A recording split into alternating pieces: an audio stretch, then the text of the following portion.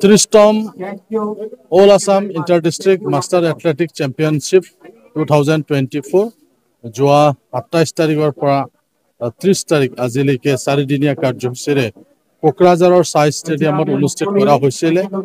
ইয়াত মুঠ 1200তকৈ অধিক খেলুৱৈসকলে অসমৰ 32টা স্পৰ্টছ ডিষ্ট্ৰিক্টৰ পৰা ইয়াত অংশগ্ৰহণ কৰিছিলে। 35 বছৰৰ পৰা 95 বছৰলৈকে আমি দেখিবলৈ পালোঁ যে ইয়াত আমাৰ খেলুৱৈসকলে ইয়াত অংশগ্ৰহণ কৰিছিলে। এইটো আমাৰ কোকৰাঝাৰৰ কাৰণে খুব এটা সৌভাগ্য। 2000 চনত কোকৰাঝাৰত অনুষ্ঠিত কৰিছিলে আৰু 24 বছৰৰ পিছত আমি আকৌ এই all Assam master athletic championship 2024 host কৰিবলৈ আমি সুবিধা পাইছোঁ। তাৰ কাৰণে মই সন্তাক ধন্যবাদ জ্ঞাপন কৰিছোঁ প্ৰথমতে। আৰু এই 4দিনীয়া যি কাৰ্যসূচী সেইটো সুকলমে চলাই লৈ যাবৰ কাৰণে যিসকলে অৰ্গেনাইজিং কমিটিত বিভিন্ন পদবীত থাকি পেলাই আমাক সহায় সহযোগিতা আগবঢ়ালে তাৰ বাবে মই তেওঁলোকক ধন্যবাদ জ্ঞাপন কৰিছোঁ। বিশেষকৈ কোকৰাঝাৰ ডিষ্ট্ৰিক্ট স্পৰ্টছ এছ'চিয়েশ্যন তেওঁলোকক মই ধন্যবাদ জ্ঞাপন কৰিছোঁ।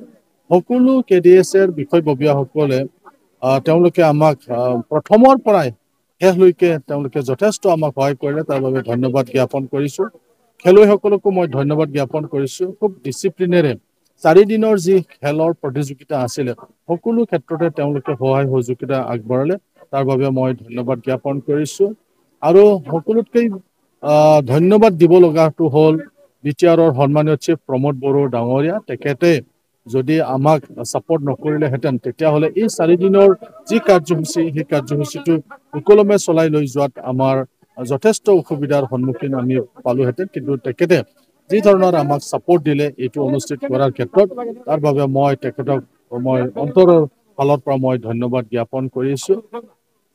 কোকৰাঝাৰ সঁচাকৈ যাতে আমি খেলৰ হাব বনাব পাৰোঁ তাৰ কাৰণে আমি যি চেষ্টা চলাই আছে, BTR চিফ প্ৰমোদ বড়ো ডাঙৰীয়াই যি চেষ্টা চলাই আছে, এই ক্ষেত্ৰত আমাৰ এই 4দিনীয়া যি মাষ্টাৰ এথলেটিক চেম্পিয়নশ্বিপ ইয়াত অনুষ্ঠিত হ'ল, এইটো আমাক উদগনি দিয়াৰ লগতে নিশ্চয় ইয়াক আমাক সহায় কৰিব বুলি আমি আশা কৰোঁ, যাতে ইয়াত খেলুৱৈসকল আকৌ নতুন খেলুৱৈ সৃষ্টি হয়, খেলৰ যিটো অৰ্গেনাইজাৰ যাতে ইয়াত সৃষ্টি হয়।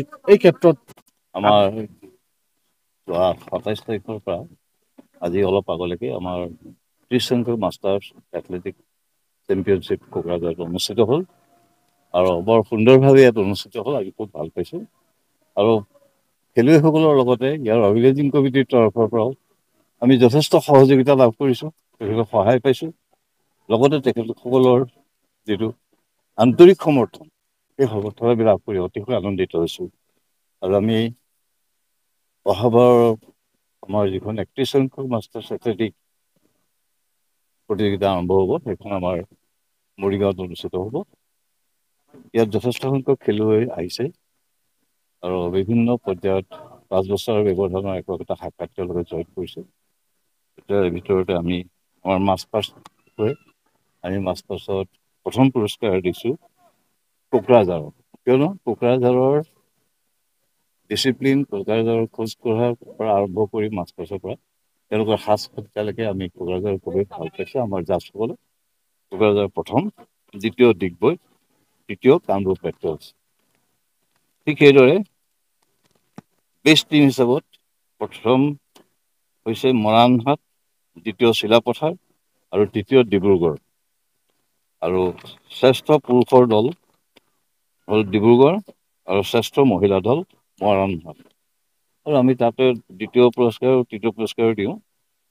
পুৰুষৰ দ্বিতীয় শ্ৰেষ্ঠ দল হ'ল চিলাপথাৰ আৰু তৃতীয় শ্ৰেষ্ঠ দল হ'ল মৰাণহাট।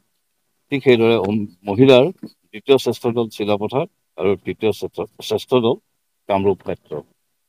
এইখিনি আমাৰ প্লাছ আমাৰ যিখিনি খেলা হৈছে আমাৰ অধিকাংশই পুৰস্কাৰ পাইছে।